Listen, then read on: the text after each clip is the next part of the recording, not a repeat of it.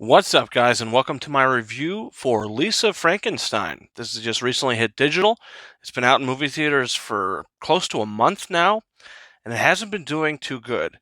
With a $13 million budget, which isn't a lot, you'd think this movie would end up profitable, but it only ended up making about $10 million. It didn't hit 10 million quite yet, but by the end of its run, it might just hit 10 million. So it's not profitable. Plus the marketing expenses, which I don't think the marketing for this movie was that great because I don't think anybody knew this movie was coming out or what this movie was, which could lead into its box office failure.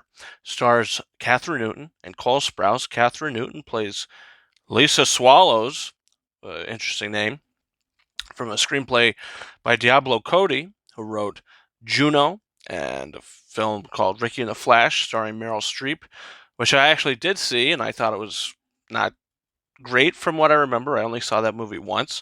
And she also wrote Jennifer's Body, which kind of turned into a kind of a cult classic, which I remember actually really enjoying. I had the DVD a long time ago, but I do remember seeing that in theaters when it came out. And now we have Lisa Frankenstein. She's doing the screenplay too. And it's the story of Lisa Swallows.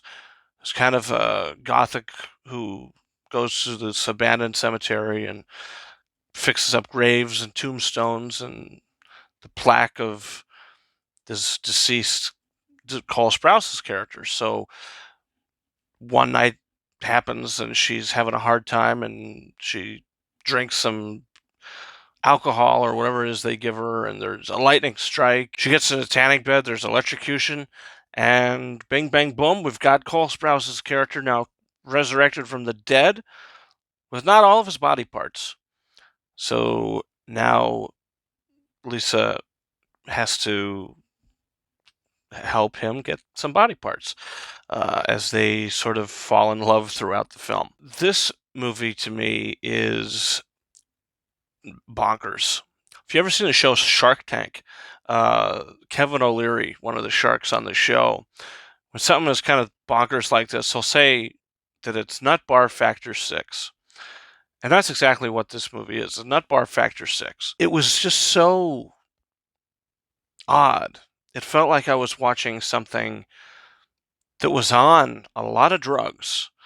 And by the end of it, I was like, that felt like the weirdest trip of my life.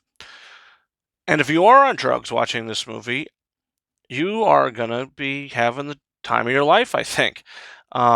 But for the sober viewer, I don't think there's a ton to latch yourself onto.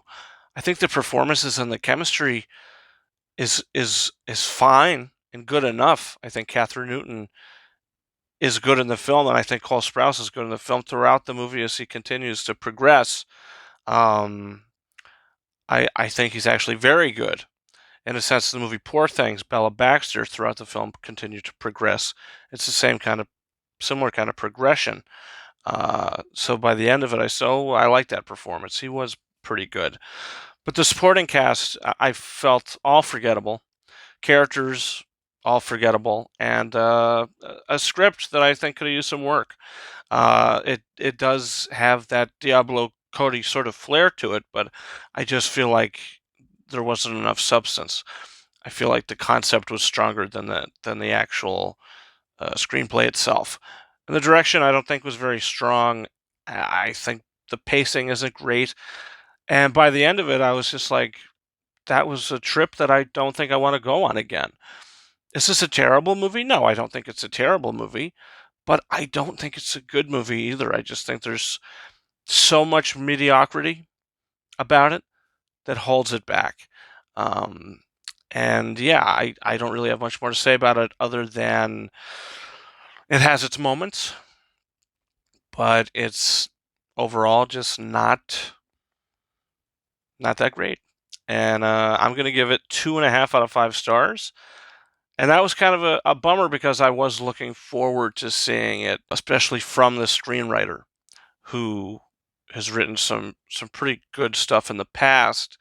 And now we just get this, which feels like it's going to become a cult classic, just like Jennifer's Body did.